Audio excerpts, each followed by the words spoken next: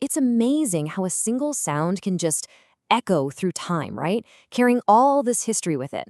Well, today we're going to unpack a story that's all about that. It's about a drum, but not just any drum. This one's beat was a declaration of victory.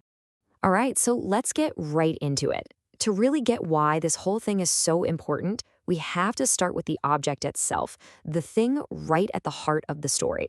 So what is this thing, this Ranjit Nagara, and why does a drum beat from so long ago still matter? Well, the name pretty much says it all. Ranjit, that means victory. Nagara, that's the word for drum. So we're literally talking about the drum of victory.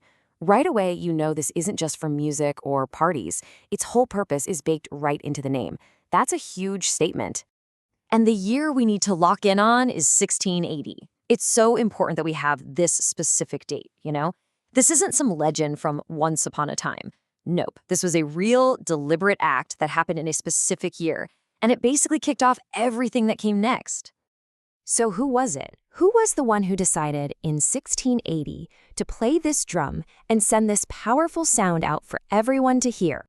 The records point to one person, Sahib Shri Guru Gobind Singh Ji. This was his move, his decision to start playing the drum of victory. And you gotta understand, this was anything but random. It was a calculated move with a very, very clear purpose.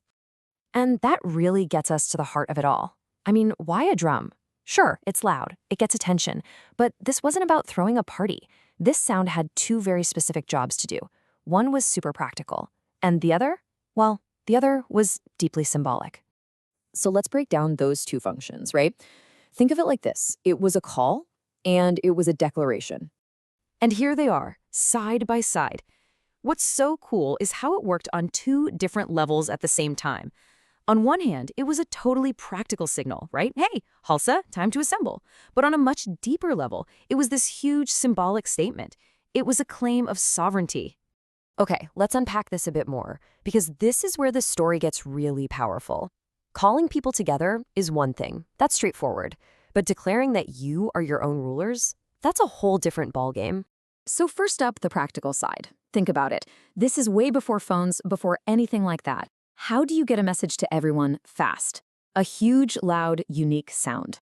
That drum beat was the signal. It cut through everything else, could be heard for miles, and basically said, we need you now. But here's the crucial part. It was so much more than just a signal to meet up. Beating a giant ceremonial drum like this, well, back then, that was something only kings and rulers were allowed to do. It was a perk of power. So for someone else to play it, that was a direct challenge. It was basically saying, we are sovereign. We are in charge of our own destiny. And this really spells out the difference, doesn't it? On one side, you're living under someone else's rules. Your identity is defined by an outside power. But on the other, self-sovereignty. You govern yourselves. You shape your own future. That drum beat was the sound of jumping from the first column to the second.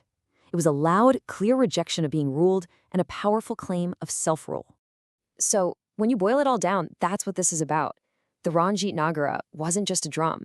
It was so much more. This thing, made of wood and animal hide, became the voice for a massive, powerful idea. It wasn't just noise.